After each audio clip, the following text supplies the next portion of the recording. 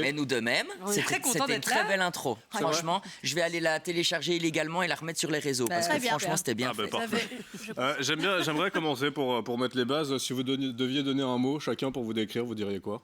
On peut donner un mot pour décrire l'autre. Bien sûr, ouais. D'abord, on peut peut-être même avouer les officialiser. choses.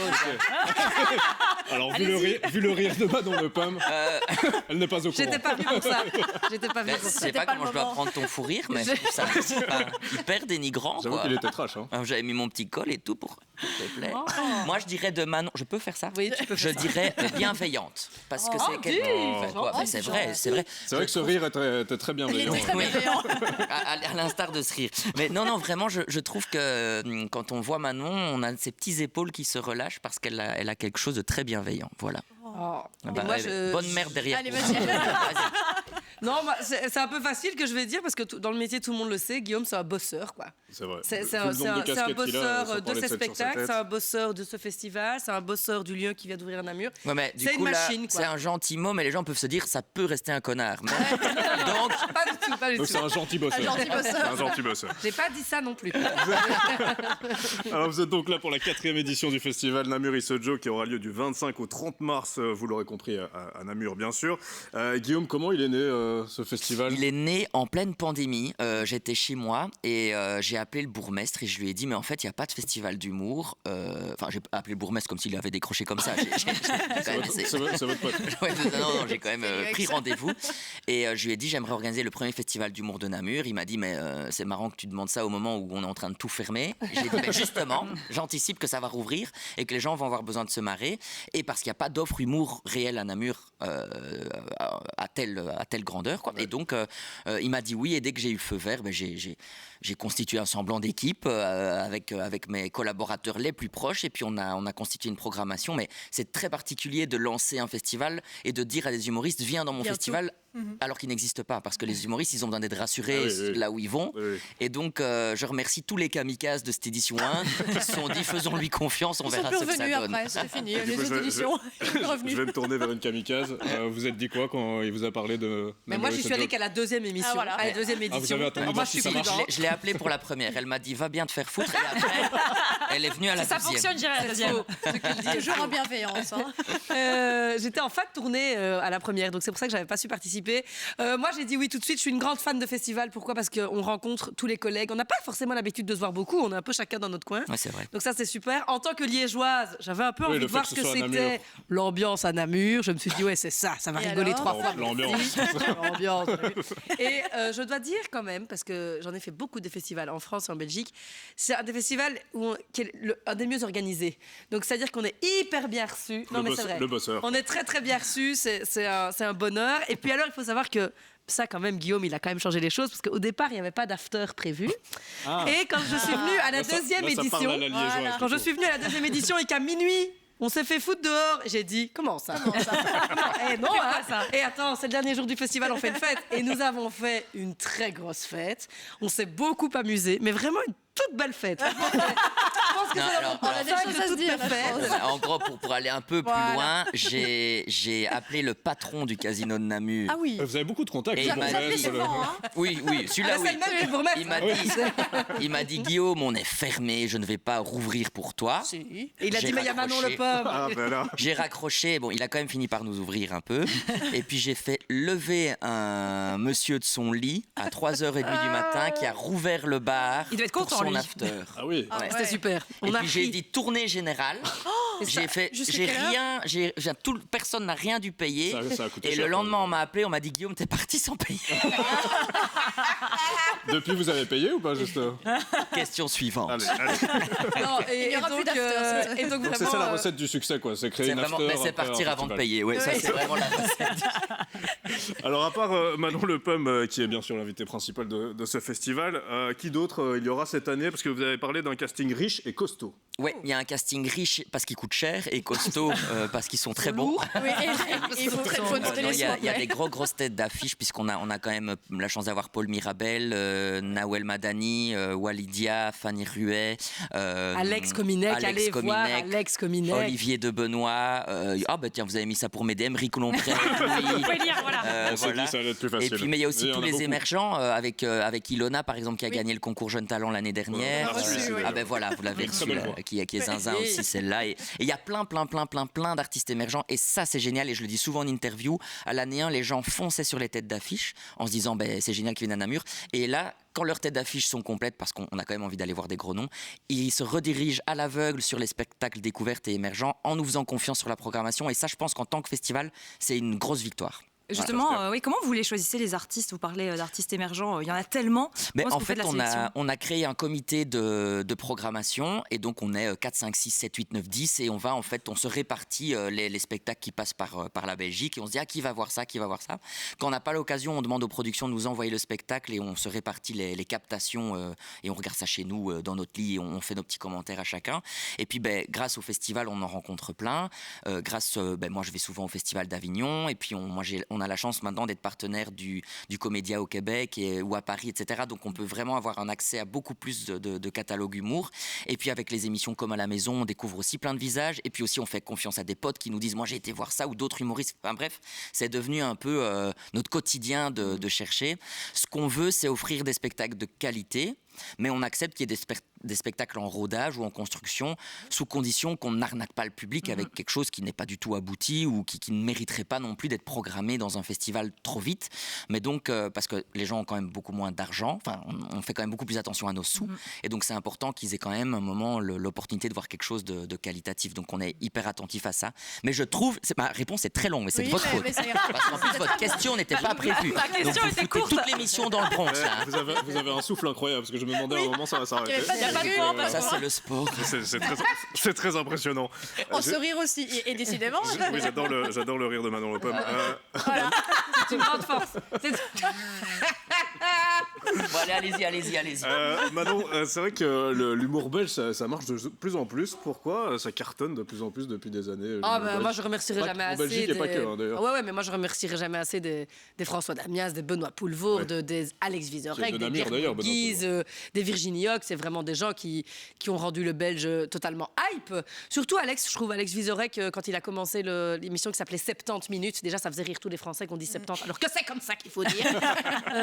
Et donc, ça a complètement ouvert la porte, en fait. Moi qui ai fait Avignon, je fais Avignon depuis 2017, et on voit vraiment qu'il y a, on est belge, on adore. Enfin, parfois c'est même un peu trop. Je veux dire, n'exagérez pas, hein, on n'est pas tous aussi sympas. Hein. Je peux vous citer des tas de gens qui sont. Faisons la liste des connards. Allez, c'est parti. En premier. Et donc du coup, oui, clairement, ça s'exporte bien. Et moi, pour revenir sur l'idée du festival, et je suis totalement d'accord avec Guillaume, c'est la possibilité d'aller voir des stars. Et d'aller voir des gens qui seront les stars de demain. Et moi, il y a plein de gens à qui je dis, mais allez voir ça. Vous allez voir que ça va vous ouvrir l'esprit, ça va vous donner envie d'aller en voir plein, parce que des talents, il y en a, mais à revendre. Ouais. Et puis comme ils sélectionnent, mais vraiment, ils prennent la crème de la crème. Et Guillaume, est-ce que la France, ça reste vraiment le Graal pour les humoristes belges encore aujourd'hui, ou c'est Namur maintenant? Merde, oui, du coup, oui, la deuxième option. Ouais. Non, mais c'est vrai que moi, je me suis donné une double mission. C'est évident que s'installer en France, ou en tout cas se faire connaître en France, moi, j'ai jamais vécu ça comme une obsession à part entière, parce que je considère que ma carrière, c'est déjà du bonus. Quand on voit depuis ma petite chambre remplir des salles en Belgique, c'est déjà costaud. Je pense que c'est symboliquement intense de se dire que les Français nous valident. On ne sait pas pourquoi on a absolument besoin viscéralement qu'un Français nous dise « Ah, t'es drôle, t'es là, oh, il l'a dit !» Alors qu'en soit...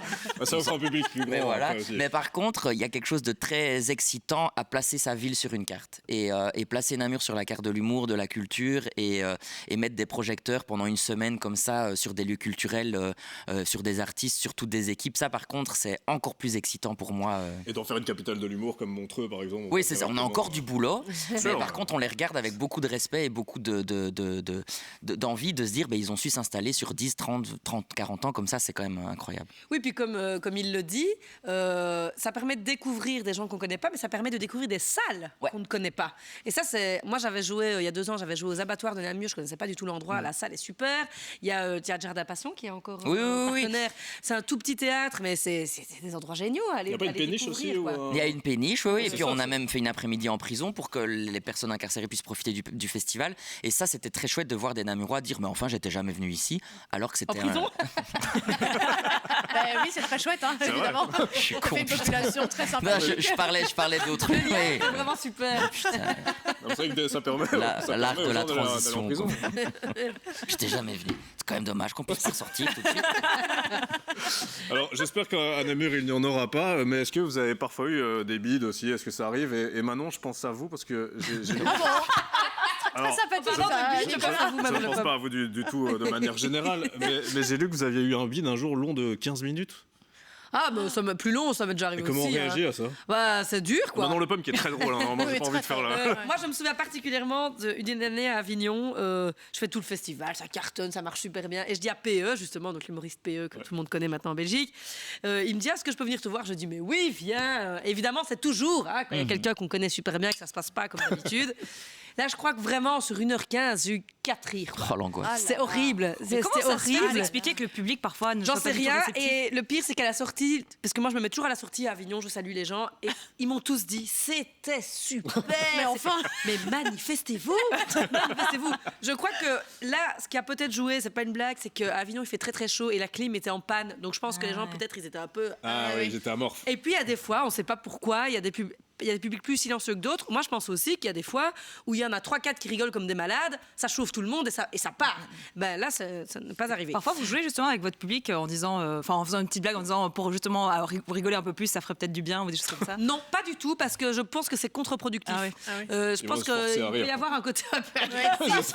N'hésitez pas à rire. Quand j'étais beaucoup plus jeune, ça m'était arrivé une fois quand j'étais vraiment très très jeune. Et moi, quand ça réagissait pas beaucoup comme ça, au tout début que je jouais, j'avais tendance à être un peu agressive. Ça ne marche pas. Ça ne marche pas du tout. Et justement, il faut encore plus essayer d'aller les chercher et d'aller les embarquer. Et en fait, c'est formateur. Donc, comment on réagit? Enfin, moi, ça m'est pas arrivé 300 fois non plus, mais c'est vrai qu'au tout début, c'est très très dur. Et puis là, je me souviens, PE, il est venu me voir, je crois que c'était en 2017. Oui, je pense que c'était en 2017. Et je me suis dit, voilà, c'est comme ça arrive. Et surtout, ça m'a rassurée quand les gens à la sortie m'ont dit que c'était bien. Parce que des gens, quand ils aiment pas, ils disent pas que c'est bien. Non. Ils disent rien. Ah non, c'est ça. Donc voilà, c'est que j'avais quand même pas trop mal fait mon boulot. En tout cas, on est sûr qu'il n'y aura aucun bide à Namur et Mais non. et Manon Le Pomme qui est connu pour n'avoir quasi aucun bide. Donc vraiment, j'ai juste parlé de ça. Dans vos 2 derniers spectacles, vous posez des questions, Guillaume, sur le passage à l'âge adulte, Manon sur vos origines italiennes, comme on l'entend bien sûr dans Le Pomme, et suis-je devenu la femme que je voulais être quand j'étais petite. L'accent. Et maintenant les pommes. Guillaume, d'abord, comment ça se passe, ce passage à l'âge adulte pour vous? Ben oui, il était. En fait, je pense que je suis encore en plein dedans, mais j'ai écrit le spectacle en toute intensité au milieu de ce douloureux passage où tu dis mais purée, mais en fait, ça fait quand même plusieurs temps que je suis plus un enfant et tu réalises que tout interne, même corporel, enfin tout est devenu plus vertigineux, plus sérieux, et donc j'ai voulu en parler pendant le spectacle. Donc les gens débarquent au milieu de mes cartons d'emménagement. Je quitte ma colocation pour mon tout premier appartement. Et en fait, je fais le constat triste du fait que je quitte l'enfance et je les emmène avec moi dans ce monde un peu imaginaire où tu essaies de t'accrocher à quelques rêves d'enfance, mais en réalisant bien que tu sais plus les confronter vraiment à la société dans laquelle on est. Et en fait, on se marre. Et ce qui est chouette, c'est que les jeunes se projettent grâce au spectacle. Ceux qui sont en plein dedans se disent on est avec toi. Et les plus âgés te disent que ça va passer. Mais ouais, c'est vraiment un moment. Je pense que je suis resté bloqué dans l'enfance très longtemps et donc je le vis particulièrement intensément. Là, maintenant, c'est terminé ou... En fait, non, c'est juste que je n'ai pas envie de le quitter. Et je pense que tous mes projets sont même dictés par cette âme d'enfant un peu inconscient, un peu insouciant. Et donc, j'accepte les responsabilités qu'on me donne en tant qu'adulte.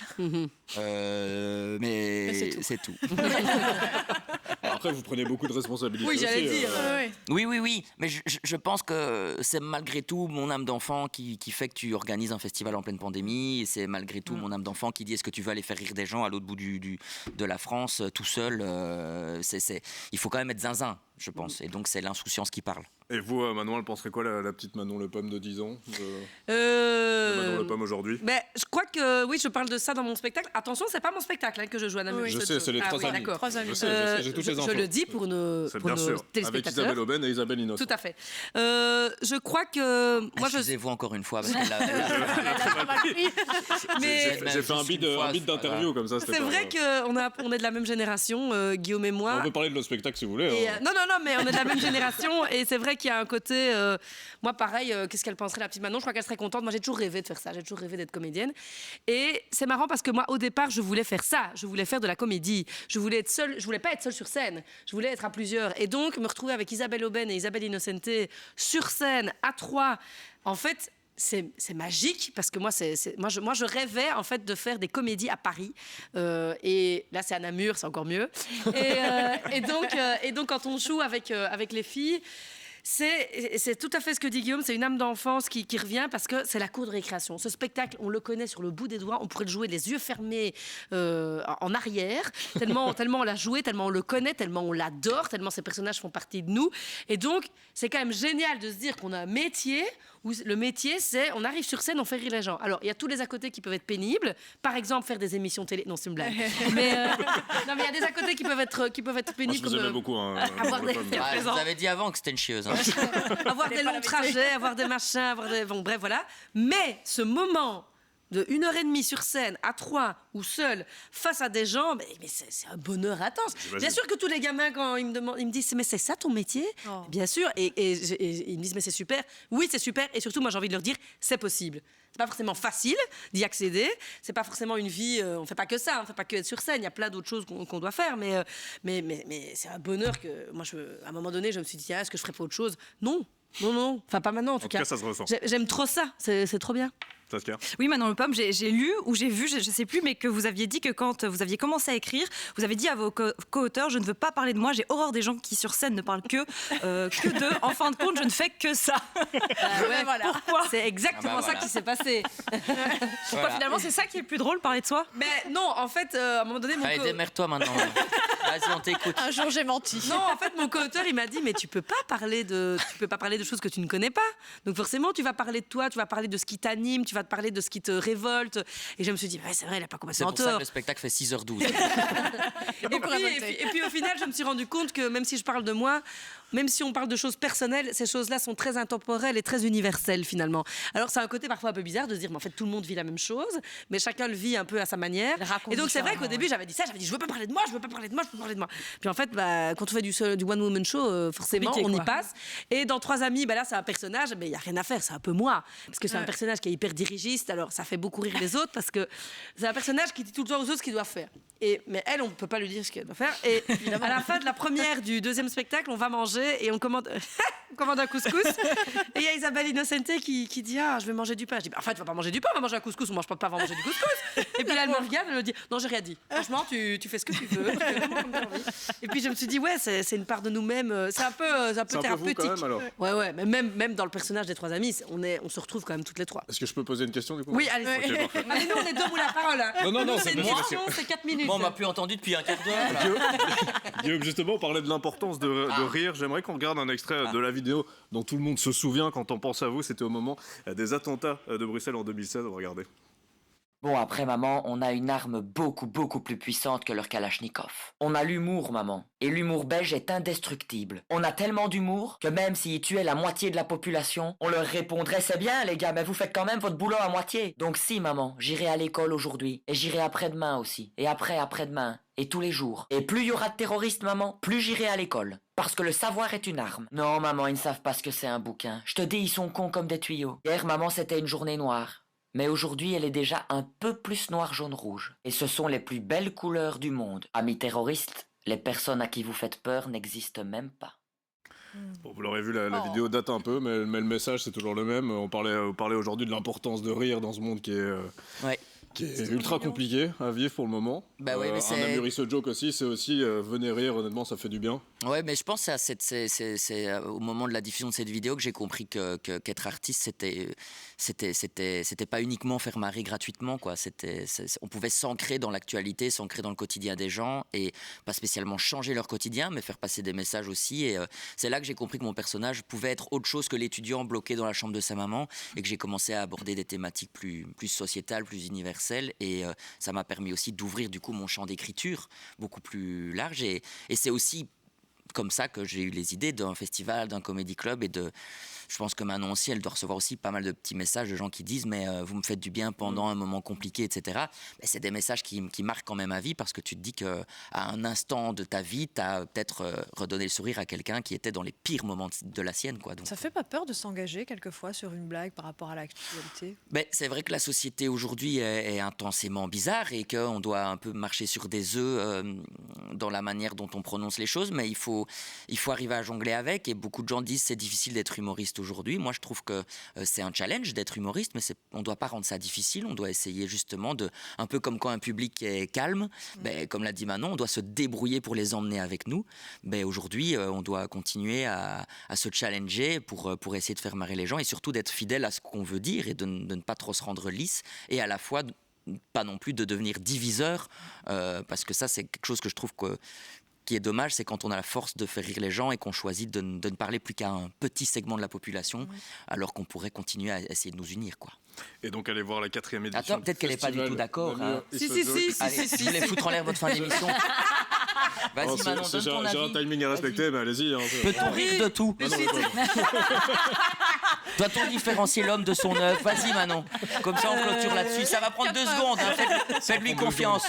Non, moi, je me suis plus que jamais maintenant, Alors, je m'engage plus qu'avant, en fait. Ouais. Et on n'a plus rien à perdre, on n'a plus rien à foutre. Et en fait, non, parce qu'il y a vraiment des choses qui me révoltent très très fort.